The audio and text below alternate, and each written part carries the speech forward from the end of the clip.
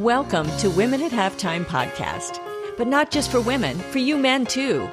If you're at mid-career or the halftime of life, our inspirational topics are not only fun, but also meant to help you maximize and write your next chapter. Right here with me, Deborah Johnson. Well, hello. It's great to be back with you today. I've got Greg with me today. Hi, everybody. Hey, very fun. We have such a fun topic today. It is how to survive inflationary times.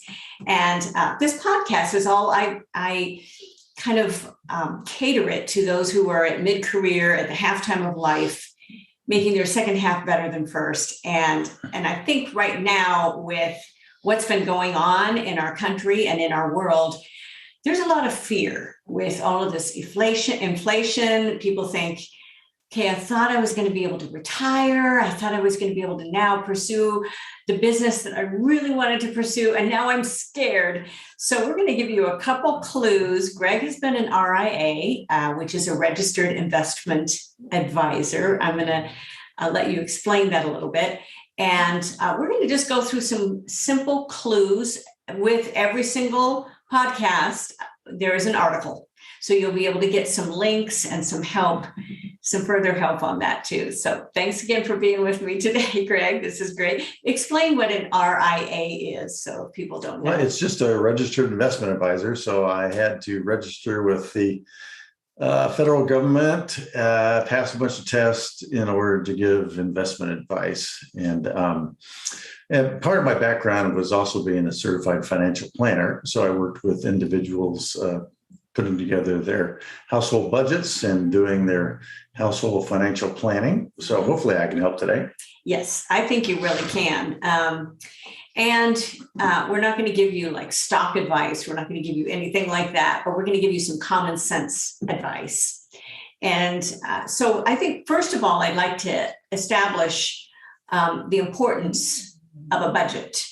And I had talked about in my stuck is not a four-letter word. I talked about a default budget. That word came directly from Greg, actually. And so a default budget, kind of explain that just quickly in your terms. So in working with individuals and, they typically come to me not being able to save any money and had too much credit card debt. So they want to put together a budget. And, after doing it a few years, what I discovered was the reason people were in debt is they were just spending too much money. And they always thought that they could cut here, cut there. But what they didn't realize was the things that were going onto their credit card were necessary expenses. And maybe they were necessary because they were deferred expenses. Maybe they were necessary because in order to maintain their sanity, they needed to, go out to eat every now and then, go on a vacation. So what I suggested for the default budget was people go back over everything they spent for the past year. And if they couldn't do a year, at least do 6 months. And then itemize everything you put on your credit card. Because what ended up happening was expenses coming out of their bank account would be one number. But when you itemize the things that were on their credit card, those typically weren't getting included into their budget. So when you came up with the sum total of everything, and when you look at everything for 6 months, that's what your actual living expense currently is. Mm-hmm. You may think that it's something else, but over a long period of time, it shows the true patterns of spending that you have. And those true patterns of spending is what your real budget is. Mm-hmm. Now you can change that, but you can't change it until you know what it currently is. So that's why Deb and I start with a quote, default budget. Yes. So anyway, That's what that is. That's and I think that's a great place to start for anyone, is their default budget, and actually look what those expenses are. And I just went through, in fact, my personal credit card and bank statements. When I go through taxes, I put a lot of things on my business credit card, and it really shows up a lot. You can see what, what software how much all of those costs are per year, and the subscriptions and all of the little extra, and you can see where you can cut as well. Yeah, and one of the things that's true today that wasn't true 20 years ago is that things like your utilities, your electric bill, your gas bill, your cell phone bill are all getting paid automatically, and you have no idea how much you're spending because you're not writing a check every month. Mm-hmm. So really once a year going through and looking at those is worthwhile, just to see what the cost really is. And with electricity and gas going up right now, while we know what we're paying at the pump, we're probably not keeping a real good record of that. It's just coming off on our debit or credit card. And for sure, our electric and natural gas bills, if you're just automatically paying those out of your debit card, you'd be shocked at what's coming out. Right. So just that analyzation, it's just a good thing. We don't always stop to do that. I know I don't because of the creative gene in me. And I keep going on projects and finishing things. And you really have to take that time out. And it's an educational process of even knowing what's working in your business. That's, if you're going to do that with your business area too. So, and I do talk about in that book, the difference of the default budget for your business and for your personal. So I think that's a really good system to put into place.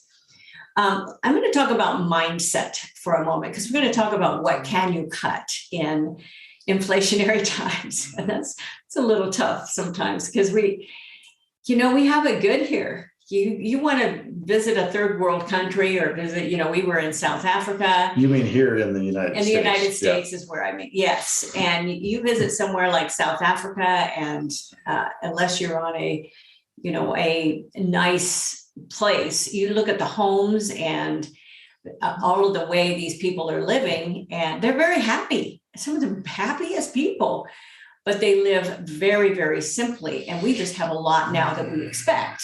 So there's a mindset in, what can you cut?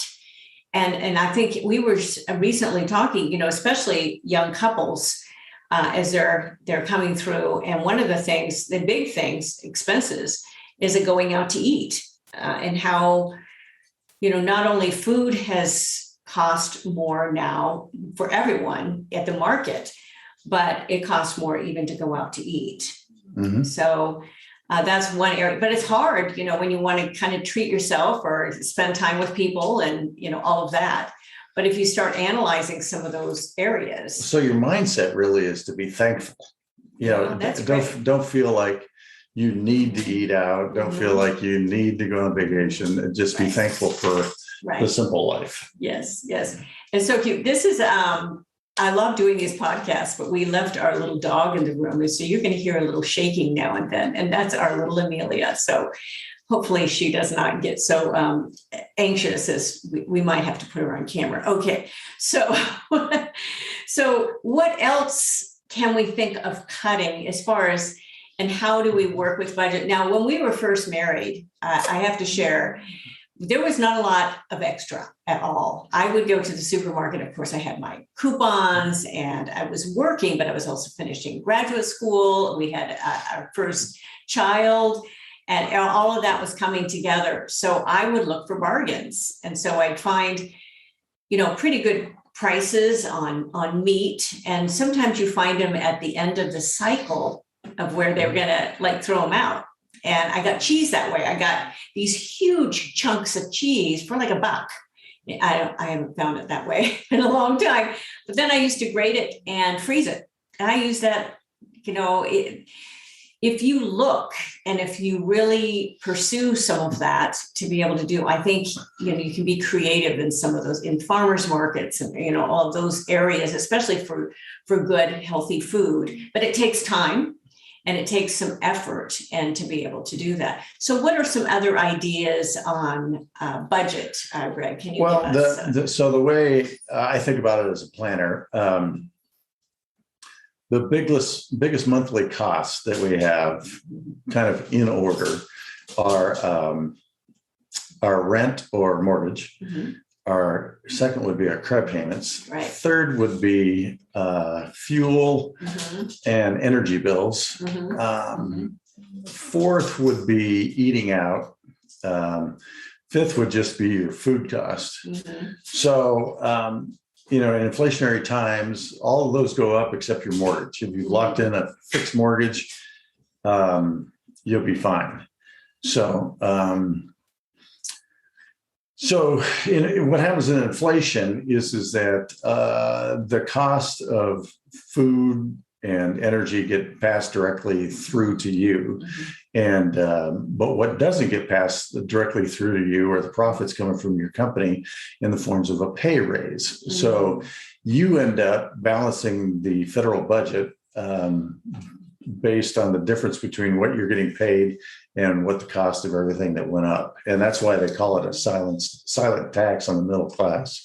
This is that without getting to vote on it, you get to pay more monthly to allow the federal government to go into debt, is basically what it is. So the ways to manage that would be the things that you can create fixed costs. So if you got a variable loan, switch it to fixed, even if it's at 6%. Your rent is going to go up. Cars. My suggestion would be, as your car loan comes due, pay it off and keep driving that old car. The longer you drive that with no payment, the less payments you got, and you can spend it on other things. And then Debbie got into food. One thing that happens at restaurants is that food costs, because they're turning over food every day, gets passed directly into their menu. And I would just eat out less. And that brings us to what Debbie's idea was, is buying large chunks of meat, freezing it.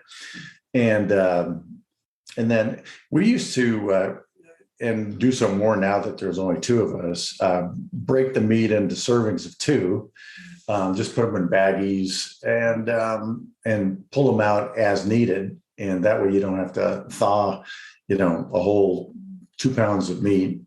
And just eat at home. And when you buy in bulk, especially on sale, you can really reduce your food cost. Yeah. Obviously, you got to drive to work, so there's not a lot you can do about fuel. The nice thing about fuel is it's super price sensitive. So gasoline will go up and down. The bad thing about most corporate expenses is that once they lock in, they stay there. So while gasoline may go up and down, the cost of your rent isn't going to go back down. What you want to do is create new baselines. And the easiest places to save are on your car and on your food. Which brings me, clothes is another thing. And something Debbie and I have worked on is something called cost per wear. And this is really good for me because I go, do I want to spend that? Yeah. So when we were young marrieds, we try to score sales on clothes. And then we noticed that our closet was filling up with stuff we never wore. Yeah. And the reason was, while it was cheap, right, we never liked wearing it. Yeah. And so if you buy something for $30 and wear it twice, the cost per wear is $15. If you pay $100 for something and wear it 50 times, the cost per wear is $2.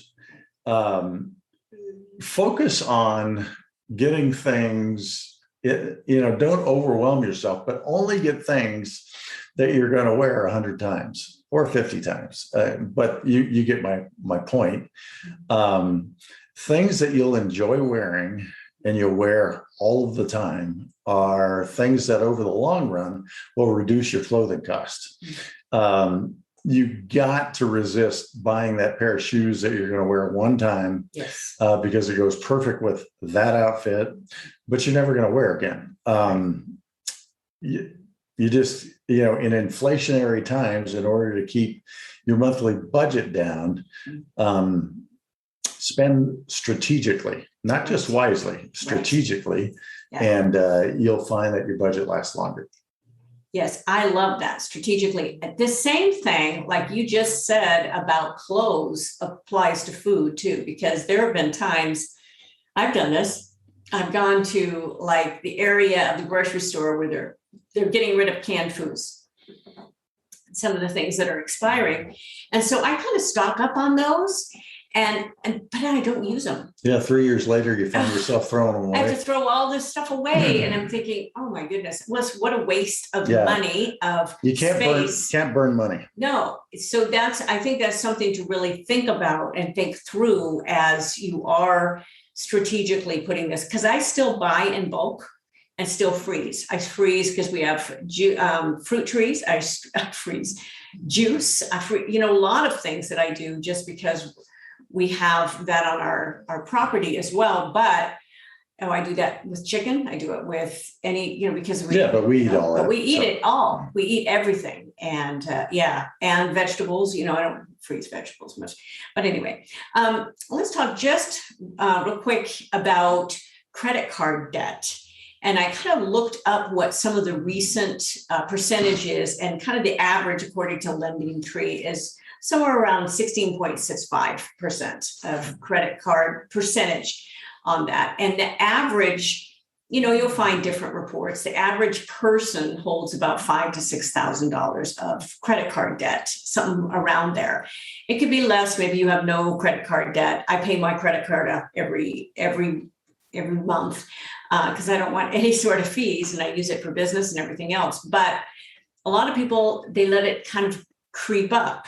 And that's happened to us before. And that's an endless cycle of that percentage on the debt. What are some of your suggestions on that? Well, the two main things is, one, if you've got $6,000 of revolving credit going, and you're paying 15%, you're paying $900 a year in interest. Yes. So $900 can be well spent in a lot of other places.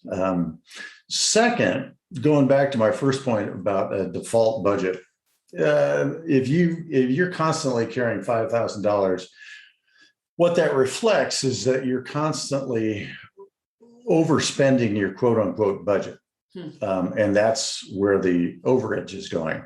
So it's critical that you go through and you look at line by line, how did it get to $5,000? How does it stay at $5,000? And why am I not accounting for this excess? Because those things currently in your mind are necessities. It may. So let's say it's things like clothes, a vacation, gasoline, and eating out.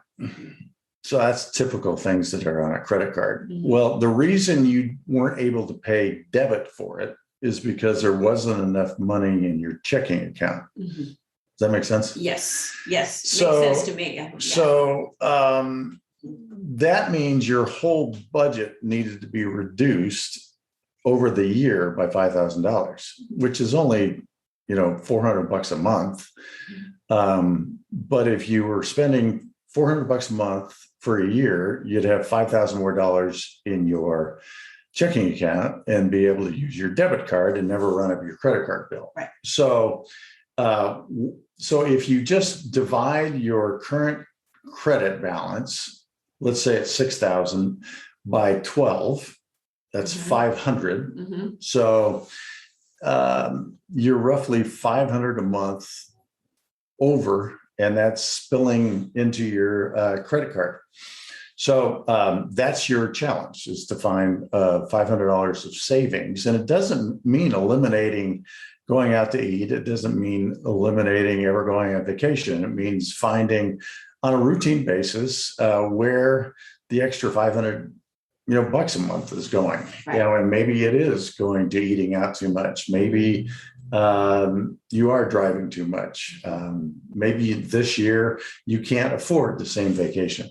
But in terms of budgeting, your credit card bill will tell you exactly how much over budget you are. That's what your credit card bill tells you. Yeah, I think that's a great point. You'd be very proud of me because I figured out the percentage and I figured out that, no, yeah, I figured out that it was over $900 like for the year. Yeah. And I thought, I'm not going to take that risk. And then you just kind of spouted off with it because we hadn't even talked about that because that's what kind of mind you have. Yeah, you spent your whole life doing music and I did. spent my whole life doing numbers. Yes, so. I did. And I did it with a calculator too. You did it in your head anyway. Just real quick, I want to talk about appreciating and depreciating assets. And then just some quick tips to leave everybody, like what can they do today? So appreciating assets, of course, that can be your house, right. But a car is not an appreciating asset. When people think, I remember we knew somebody that says, oh, I'm buying, I won't say who, we're buying a Peugeot car. When they're first married, this is an appreciating asset. Those were the exact words, appreciating. That car was always in the shop. It was always broken down. It was a piece of, it ended up, I'm sure. Yeah, that was like the 1 year in the history of cars that Peugeot was cool. Yeah, so you might not even heard of Peugeot, but it is not an appreciating asset. And where Deb's going with this is something that applies to business is that if you borrow money to expand your capacity to make income, it makes sense to borrow money. Yeah. If you borrow money and you're going to consume it, and the next month after you consume it, you have no greater appreciation to make income, right. All you did was go into debt. Yeah. So here in California, houses appreciate over any given 10-year period of time. Not necessarily true in other parts of the country. So, but borrowing money to buy a house in California has always worked out well. And we don't have time to go into the math, but if you're borrowing money and you buy an appreciating asset, you're better off. So the reverse is true. If you borrow, let's say you borrow $30,000 to buy a $40,000 car, and in 5 years you've paid the $30,000 back, and your car's worth $10,000. Basically, all you did was spend $30,000 for the privilege of buying that car, and hopefully you got $30,000 of enjoyment of riding around in a new car. But think about this: if you had taken the $10,000 and just bought a $10,000 used car, in 5 years it's worth $2,000, but you still get your $30,000 in your pocket. You didn't get the joy of driving around a new car, but you got everywhere you needed to go. Maybe with a couple of repairs, but it cost you $8,000, the difference between the 10 you paid for it and the 2 you sold it for, $8,000 over 5 years to drive that car versus $30,000 to have the privilege of driving around in another car. And early in your career, if you want to save money, 30,000 over 5 years is 6,000 a year, divided by 12 is 500 a month. So that's a quick and easy way to save 500 a month over 5 years. And generally, if you do that early in your career, once, maybe twice, 10 years into your career, you'll be able to afford the new car. Right. But during inflationary times when the budget's tight, that is a easy way to save money. Don't borrow money to buy something that's going to go down in value. Yeah, I wanted to bring that out too, because there's such a push right now on getting new vehicles that are, green, vehicles with the electric and with all of that. And those are great. I mean, I have nothing against those, but they're expensive. They're more expensive. And how are you going to not only have that sort of vehicle, but how are you going to charge it, all the time?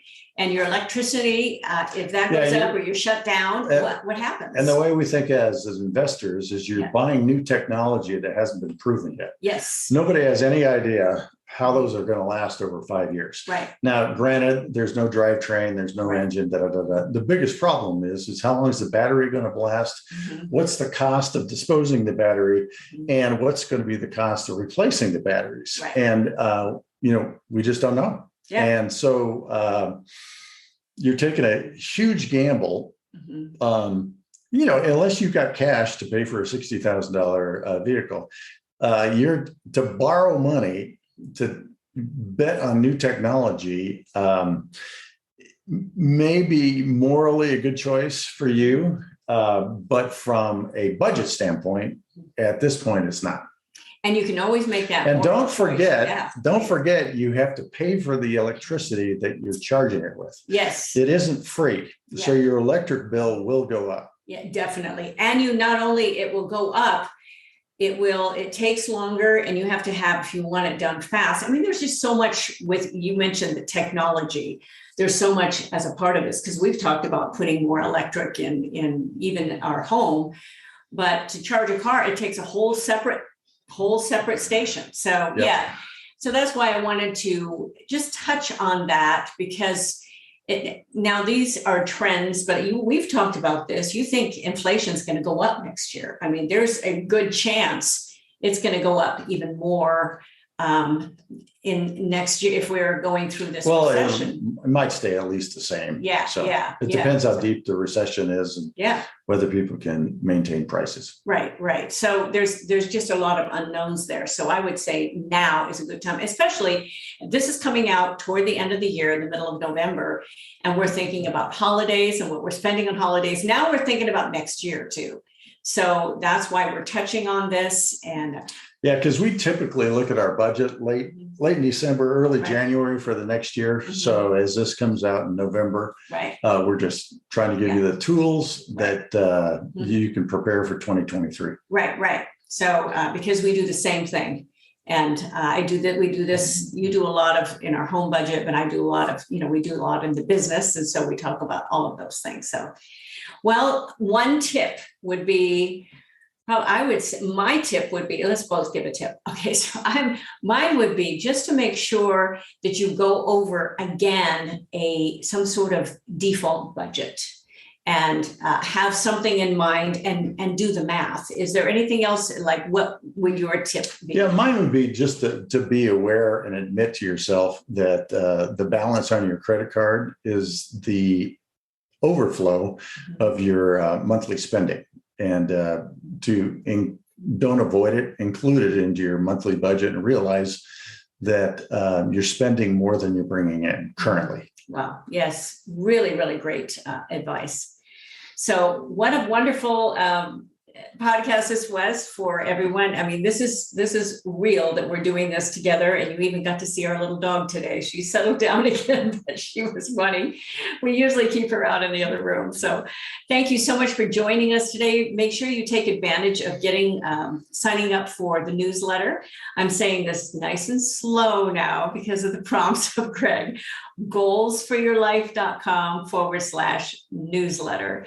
But you can get to a number of my websites. Of course, our podcast is womenathafftime.com, but I've got other websites, Deborah Johnson Speaker. I'd love to do some events, a lot of virtual these days. And then music, everybody loves that, DJ Works Music.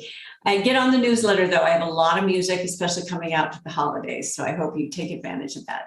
So thanks again for being with us today and with me. I'll be back with you again next week. And bye-bye for now. Bye-bye. Thank you for joining us. It is because of our wonderful listeners like you that we keep going strong week after week. We'd love it if you'd share and follow us to not miss a single show and even write a review. You can also find all of our articles, products, and links at womenathafftime.com.